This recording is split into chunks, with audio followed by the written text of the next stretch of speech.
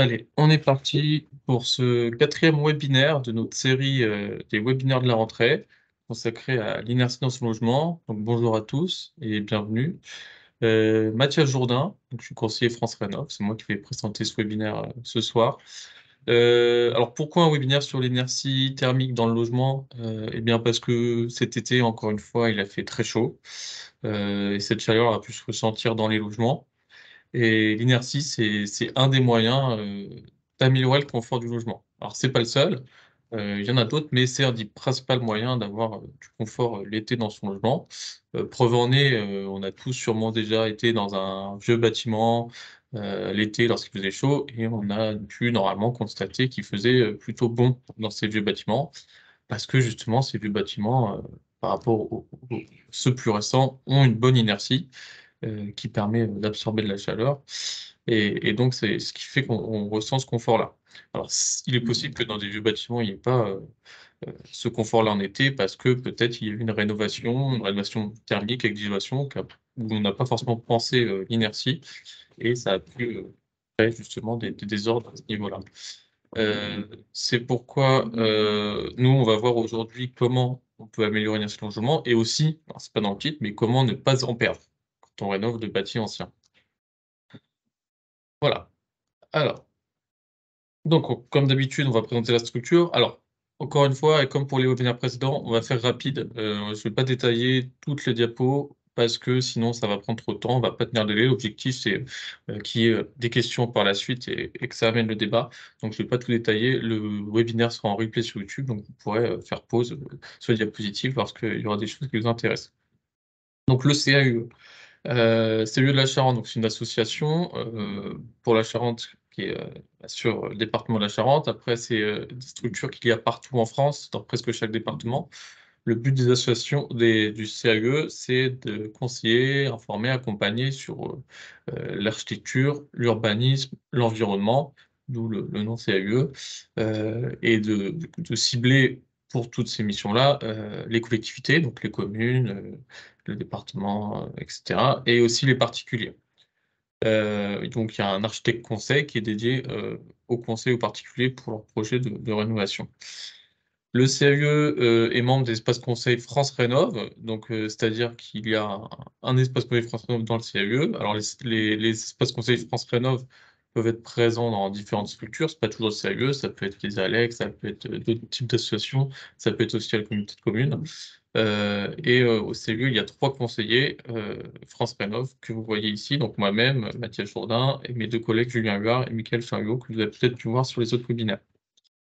Donc, le rôle des espaces conseils France Rénov', qui est le service public de la rénovation énergétique, c'est de donner des conseils, informer, encore une fois, et parfois accompagner sur la rénovation énergétique. Alors, sur tous ces aspects, l'aspect technique, hein, quels sont les travaux qu'il faut réaliser, quels sont les plus cohérents par rapport au logement, etc. Sur l'aspect financier, avec les aides financières, euh, quelles sont-elles, comment on les mobilise, pourquoi plus celle-ci que celle-là, etc. Et un peu l'aspect juridique réglementaire avec quelle est la réglementation énergétique en vigueur, si je veux pouvoir vendre mon logement, qu'est-ce que je dois faire comme travaux, et quelle étiquette je dois atteindre, etc.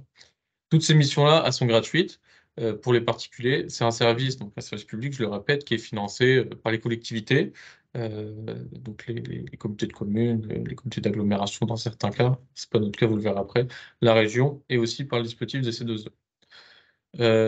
Voilà, donc là, on reprend un petit peu les missions de France Rénov'. Il y a aussi des actions d'animation qui sont menées pour promouvoir la rénovation énergétique, dont celle qui est un peu voilà, la plus connue qu'on peut faire, c'est les balades thermographiques, mais on fait également des webinaires, comme c'est le cas en ce moment. Il peut y avoir la présence au salon, des conférences, etc. Et donc, les cibles de la partie espace conseil France Rénov' du CAE, c'est les particuliers, donc propriétaires occupants, propriétaires bailleurs ou les locataires. Donc, pour le CAUE, l'espace conseil France Rénov', il permet d'accompagner, conseiller, etc., les habitants des comités de tout le département de la Charente hors agglo. Parce que les 2 agglomérations, Grand Angoulême, Grand Cognac, ont leur propre service en interne. Donc, si vous habitez sur ces territoires-là, c'est pas nous qu'il faut contacter, c'est votre agglomération. Mais pour tous les autres territoires du département, c'est bien le CAUE. Voilà, donc on va rentrer maintenant dans le vif du sujet d'inertie. Alors, pourquoi améliorer l'inertie? Alors, avant parler, pourquoi, on va voir, ce qu'est l'inertie. Donc l'inertie thermique, parce qu'il y a plusieurs formes d'inertie, mais l'inertie thermique dans l'habitat, c'est la capacité du bâtiment, à absorber et restituer, la chaleur au sein du logement, ou plutôt à absorber et restituer les variations de chaleur.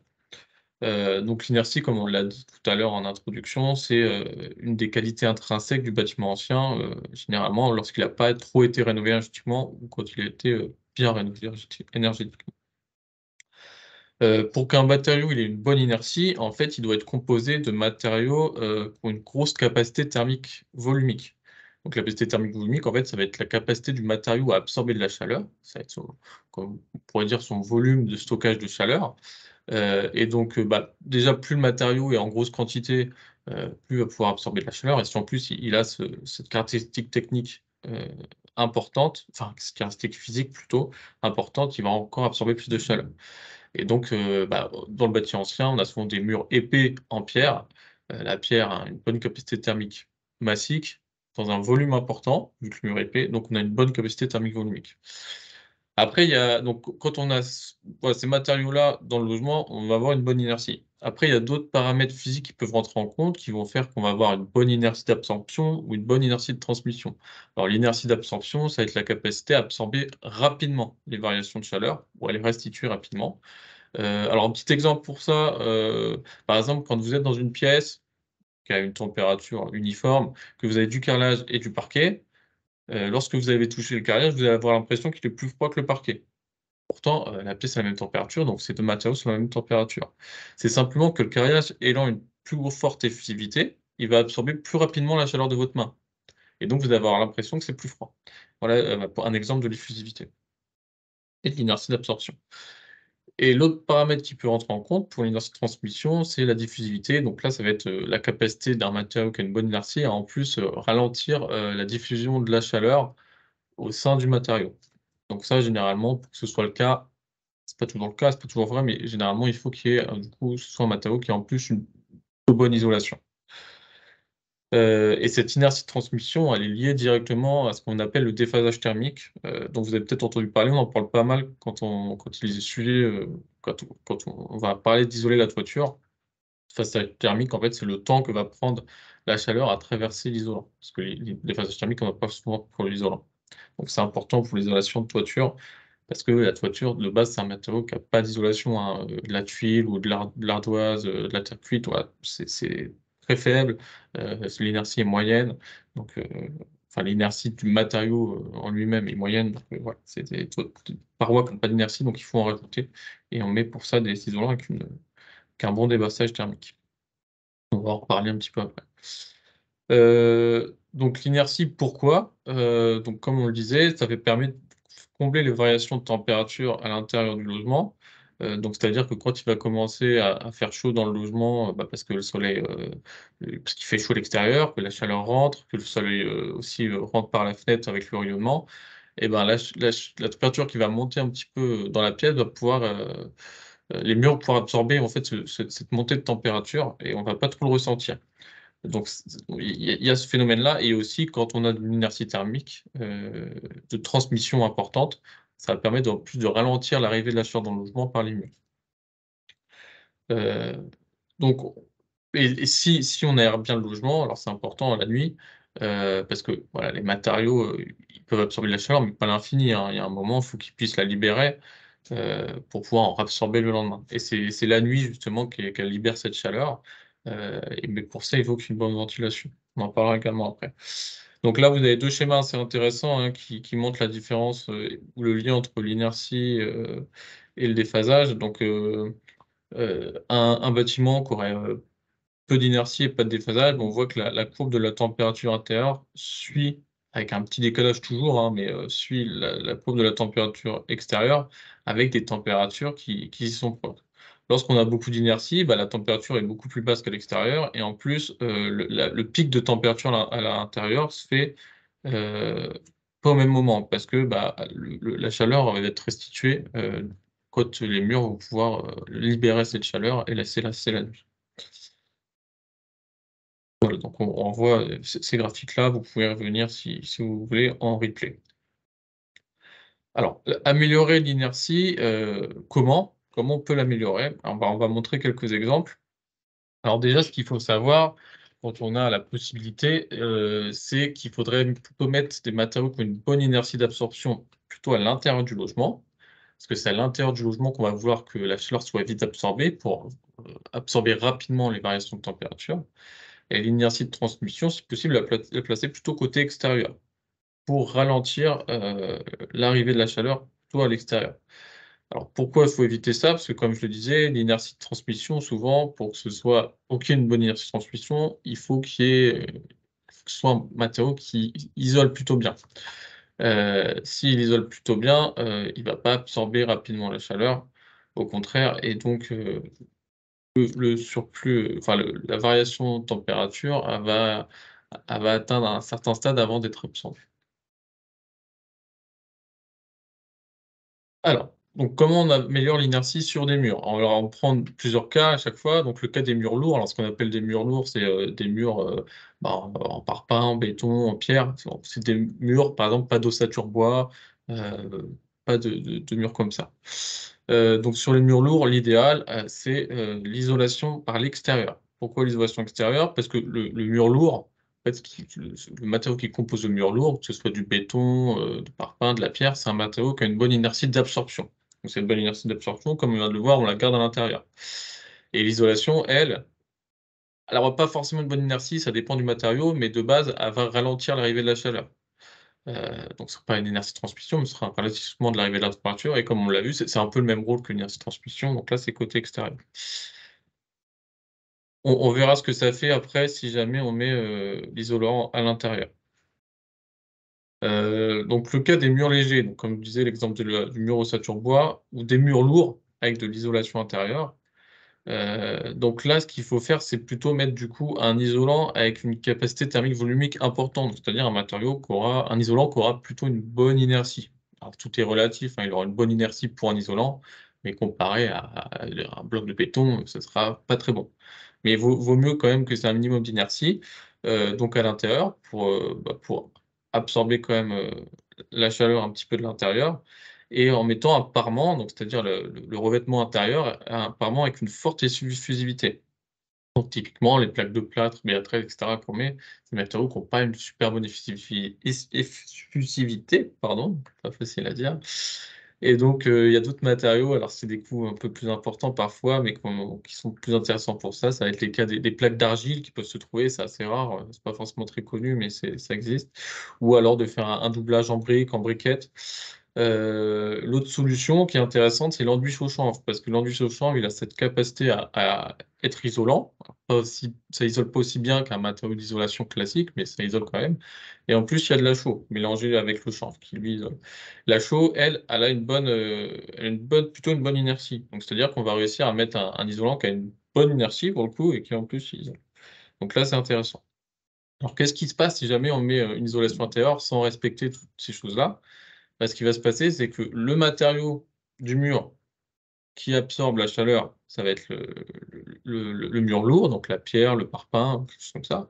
Sauf qu'entre ce matériau qui doit absorber la chaleur et l'intérieur du logement, on va avoir un isolant. Sauf que le but de l'isolant, c'est d'éviter que la chaleur passe.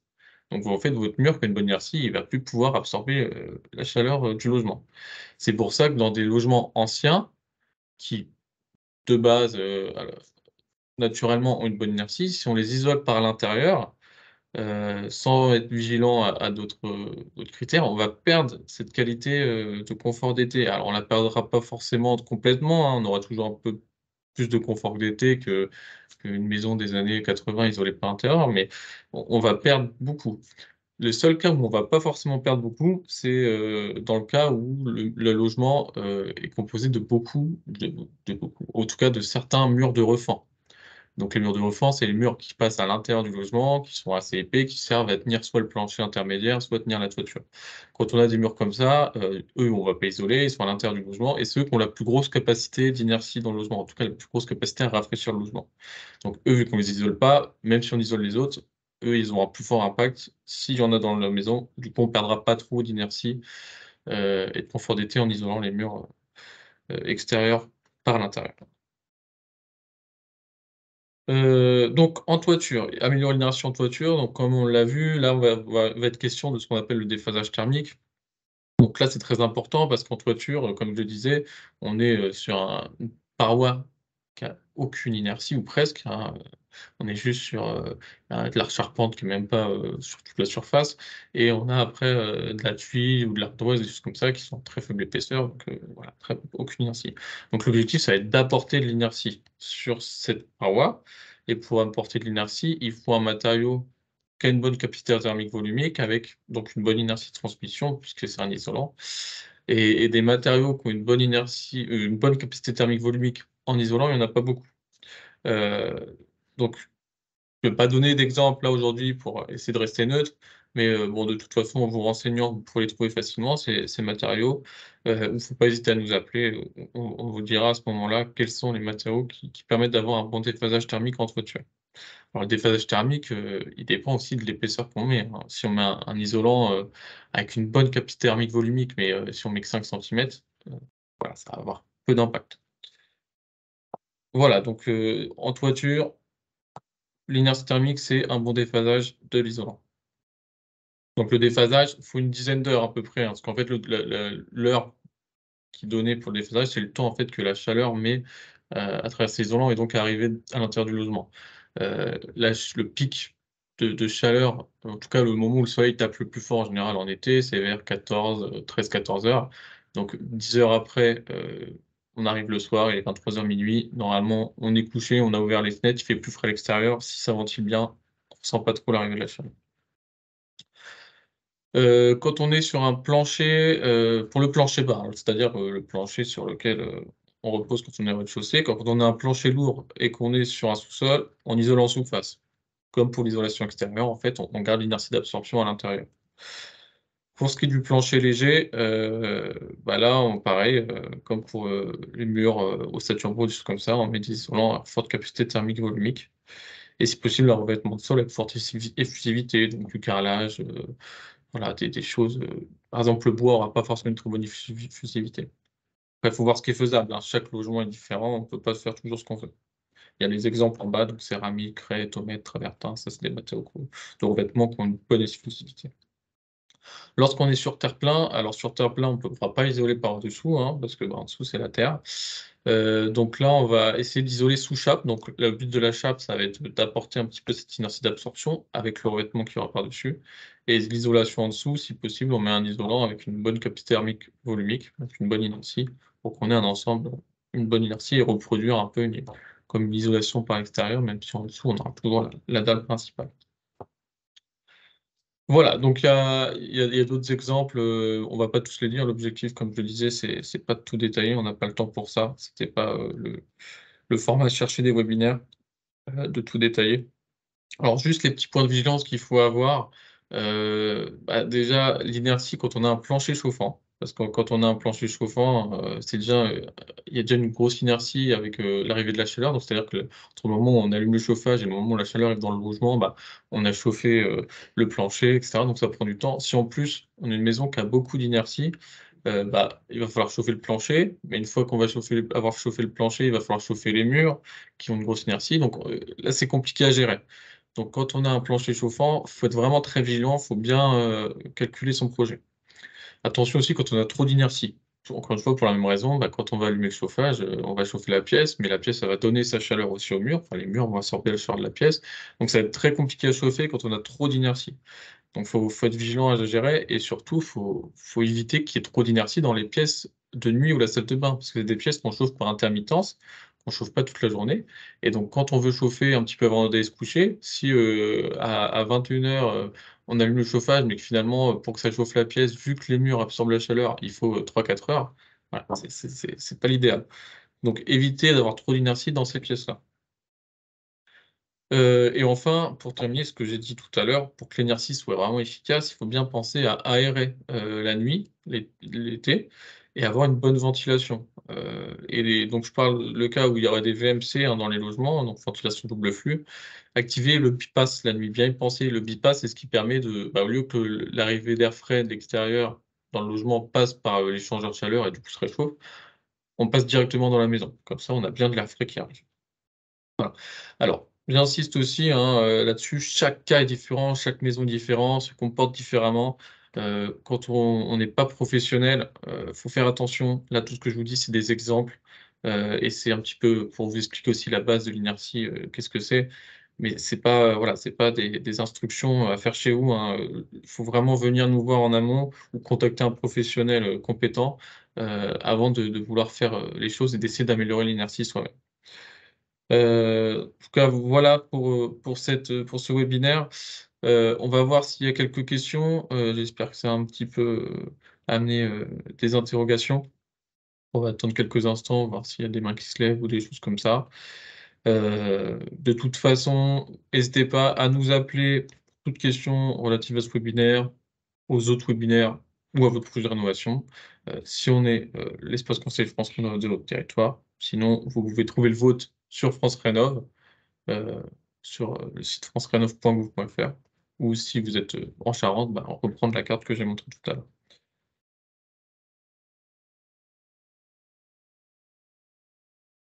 Bon, je vois pas de questions pour l'instant, donc je vais terminer là-dessus. Alors comme je le disais, pour revoir le webinaire, il sera disponible sur YouTube dans les prochains jours, et la série de webinaires de la rentrée va se poursuivre avec votre prochain rendez-vous mardi de la semaine prochaine, donc mardi 26 à 18h, avec comme thème cette fois: «Quelle ventilation pour sa rénovation?» C'est en lien avec ce qu'on vient de dire, la ventilation est importante pour le confort et pour bien d'autres choses, c'est à ne pas oublier. Voilà, donc je vous remercie, d'avoir suivi, ce webinaire ou ce replay si vous regardez le replay, et on attend, des demandes. On espère que vous aurez des questions sur ce point, et puis, bonne rénovation si vous êtes dedans. Voilà. Allez, bonne fin de journée. Au revoir.